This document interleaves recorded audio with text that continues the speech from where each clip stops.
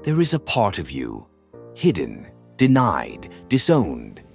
It watches in silence. It speaks in rage, in shame, in jealousy, in fear.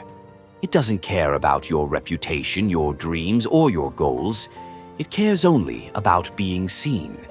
Carl Jung called this the shadow self, the unknown side of your personality, the dark twin of your conscious ego. And no matter how hard you try to ignore it, repress it, or run from it, it always finds a way to surface. In your relationships, in your addictions, in your self-sabotage. This is not a weakness. This is not evil. This is not pathology. This is the unconscious, and it is part of your path to wholeness. Let's explore. What is the shadow self? Carl Jung believed that the psyche is like a vast iceberg. Only a small portion is visible above the water. The rest remains submerged in darkness.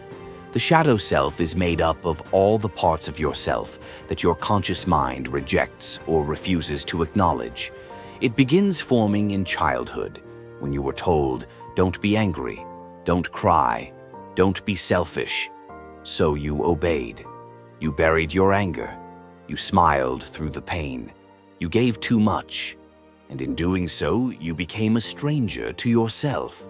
Jung said, "What you resist not only persists, but will grow in size." The shadow grows stronger the more you repress it. How the shadow controls. You might think you're in control, but the shadow hides in your habits. It controls your reactions, your desires, your impulses. It whispers when you lash out in traffic, when you judge someone for something you secretly struggle with, when you sabotage the relationship that felt too close, too real, too vulnerable. Jung warned that the shadow is most dangerous when it is unrecognized because it doesn't just affect your behavior. It projects itself onto others. You see in them what you cannot admit in yourself. You call others arrogant while denying your own pride. You label others weak while fearing your own vulnerability. You resent others' success because it reminds you of your own unfulfilled potential. This is projection, and projection is the shadow's favorite mask, emotional suppression and the shadow. What happens when you suppress emotion? It doesn't go away. It stores itself in the body, in the nervous system, in your subconscious. You become numb, reactive, anxious. You overthink. You freeze under pressure. You explode over small things. You think it's just stress or bad luck or being too sensitive.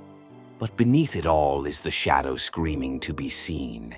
And until you face the repressed parts of yourself, until you turn toward the parts that scare you, disgust you, or confuse you, you will continue to act them out unconsciously. Jung said, "Until you make the unconscious conscious, it will direct your life and you will call it fate."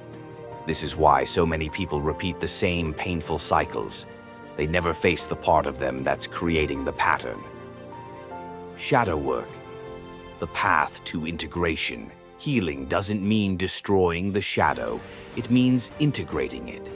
Shadow work is the process of meeting yourself in your full humanity. It's not comfortable, but it's transformative. It begins with radical honesty. Ask yourself, what parts of myself do I hide? What emotions do I fear expressing? What do I criticize in others? Where do I keep repeating painful patterns? Write it down. Meditate on it. Sit with it. Be compassionate with what you find. You are not evil. You are not broken. You are not too much. You are simply divided. And integration is the journey of becoming whole. The power of owning your shadow. When you own your shadow, you no longer need to control the world around you. You stop blaming others.